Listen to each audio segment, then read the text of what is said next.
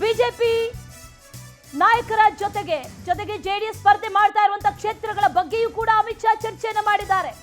ಮಂಡ್ಯ, ಹಾಸನ ಮತ್ತು ಕೋಲಾರ ಕ್ಷೇತ್ರಗಳ ಬಗ್ಗೆ ಮಾಹಿತಿಯನ್ನ ಸಂಗ್ರಹಿಸಿದ್ದಾರೆ ಅಮಿತ್ ಶಾ. 3 ಕ್ಷೇತ್ರವನ್ನ ಗೆಲ್ಲಲು ಎರಡೂ ಪಕ್ಷಗಳು ಕೂಡ ಸಾಕಷ್ಟು ರಣತಂತ್ರಗಳನ್ನ ಮಾಡ್ತಾ ಇದೆ.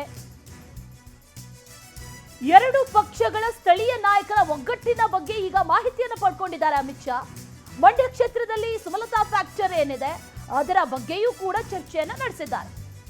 ಅದಷ್ಟೇ ಅಲ್ಲದೆ ಬಿಜೆಪಿಗೆ ಯಾವೆಲ್ಲ ಕ್ಷೇತ್ರಗಳಲ್ಲಿ ಸಂಕಷ್ಟ ಎದುರಾಗುತ್ತೆ ಅದರ ಬಗ್ಗೆ ಪ್ರತ್ಯೇಕ ಚರ್ಚೆ ನಡೆದಿದೆ. ಇನ್ನು ಬಿಜೆಪಿ ನಾಯಕರ ಜೊತೆಗಿನ ಅಮಿತ್ ಶಾ ಸಭೆ ಅಂತ್ಯಗೊಂಡಿದೆ. ರಾಜ್ಯದ ಎಲ್ಲ 28 ಕ್ಷೇತ್ರಗಳ ಬಗ್ಗೆ ಅಮಿತ್ ಶಾ ಚರ್ಚೆಯನ್ನು ನಡೆಸಿದ್ದಾರೆ. ವಿಶೇಷವಾಗಿ ಬಂಡಾಯ ಶಮನಕ್ಕೆ ಒತ್ತು. ನಾಮಪತ್ರ ಸಲ್ಲಿಕೆಗೂ ಮುನ್ನ ಎಲ್ಲಾ ಬಂಡಾಯ ಶಮನ ಆಗಬೇಕು. ರಾಜ್ಯದ ನಾಯಕರಿಗೆ ಅಮಿತ್ ಶಾ ಕೊಟ್ಟಿರುವಂತಹ ಟಾಸ್ಕ್ ಇದು.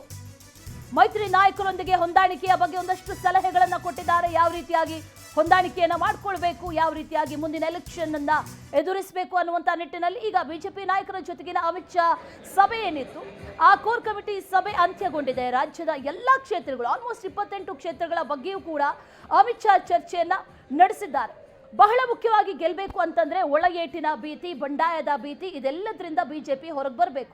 ಕಳೆದ ಎಲೆಕ್ಷನ್ ನಲ್ಲೂ ಕೂಡ ಇದೇ ಆಗಿತ್ತು. ವಿಧಾನಸಭೆ ಎಲೆಕ್ಷನ್ ನಲ್ಲಿ ಬಹಳ ದೊಡ್ಡ ಹೊಡೆತವನ್ನ ಕೊಟ್ಟಿದ್ದೆ ಇದು ಒಳ ಏಟಿನ ಭೀತಿ. ಅದರ ಜೊತೆಯಲ್ಲಿ ಒಂದಷ್ಟು ಬಂಡಾಯಗಳು.